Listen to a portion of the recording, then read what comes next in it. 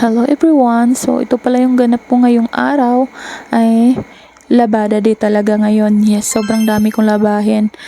By the way, katatapos ko lang pala yan magsabon. Hindi ko na pinakita kanina sa inyo kasi wala, nakalimutan ko. So, ayan, dito na tayo sa nagbabanlaw. Yan, nagbabanlaw na ako. Sobrang dami ng mga labahin ko, guys. Sa totoo lang. Kasi ilang araw din to, parang 1 week ata to. So, pinapass forward ko na. Baka kasi abutin tayo dito ng 2030. Pag hindi ko to pinapass forward. Hindi, joke lang. So, ito pala yung ganap po. Si-share ko lang sa inyo, ha. Alam nyo, minsan, nakakapagod talaga, no? Kasi akala ng iba, pag nanay ka, pag nasa bahay ka lang is okay na. Depende naman yan. Depende siguro sa pag mayaman ka. Kami hindi naman kayo mayaman, so wala naman kami katulong. Ako talagang gumagawa ng sa loob ng bahay, lahat-lahat. Ako naglalaba. So, ayun. Okay lang naman. Hindi naman ako nagrereklamo. Sinishare ko lang sa inyo. Okay lang naman sa akin kasi kaya ako naman magpalaba. Pero ayoko. Parang hindi ako sanay. Parang iba talaga pag ako talaga yung nag-handle ng mga labahin. Parang ganun. Siguro marami ding nakarelate na katulad ko na mas bahala na magkagasgas-gasgas yung mga kamay natin basta tayo lang yung naglalaba, 'di ba? Ganun ako sa totoo lang. Hindi naman ako pinabayaan ng partner ko. Gusto niya nga palabahin na lang sa iba pero ako talaga sabi ko, wag na, ayoko. 'Di ba? Pag kaya ko naman bakit pa ako magbabayad? So, ayan, dumugo pala yung finger ko. Baka siguro sa sabon. Grabe no. Parang natatawa na lang ako. Siguro sa sabon talaga yung matapang kasi yung sabon. Pero okay lang yan. Kagaling din yan, maliit lang naman, malayo sa bituka. So ito, ganito pa rin ako, diba? Sabi ko sa inyo, fast forward tayo kasi baka abutin tayo ng 2030. Ang dami kasi. Pero nagpabanlaw na naman ako. So, yan, malapit na tumatapos guys, kaya sana wag kayong magsawang manood. So, sa mga nanay pala dyan na naglalaba, kaya nyo yan, di ba? Minsan nasasabi ko na lang na sana sa darating na Pasko, wag na lang kung anong-anong regalo. Sana bagong balikat, bagong likod. Ay, nako, bagong baywang. Sobrang sakit kasi minsan ang balikat ko. Lalo na yung bewang ko. Ay, ganito siguro, no?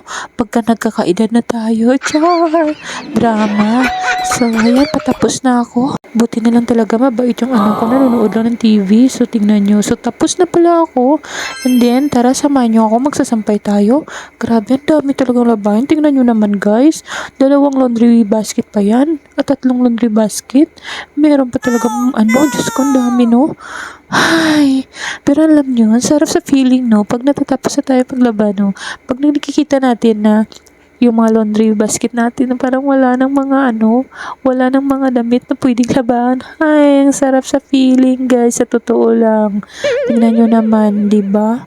O, ayan, nagsasampay na ako. Sobrang dami talaga. Yun talagang sabi ko, best feeling talaga bilang nanay na pag nakatapos na tayo sa paglalaba, di ba na yung nagsasampay na, uy. So, ayan, grabe naman. Pagpasensyahan nyo ng katawan ko, guys, grabe. Ang laki naman ng puson ko. Hay, hindi kasi marunong mag-diet. Pero okay lang yan. Importante, maganda pa rin tayo kahit mataba na tayo. Char! Wow. So, ayan, sige pati, kakayanin pa yan. Ang malaga, patapos na din. At dito ko na pala sinampay sa loob ng bahay kasi dito sa amin, umulan kasi, hindi ko na pinakita pero umulan talaga.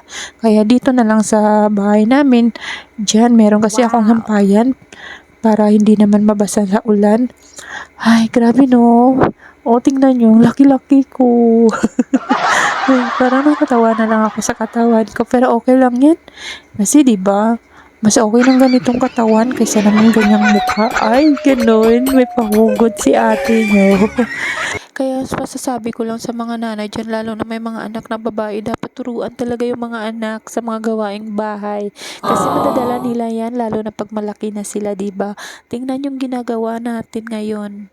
Yung ginawa ko kasi nasanay ako. So, hindi naman ako nagsisisi. Sobrang proud ko kaya.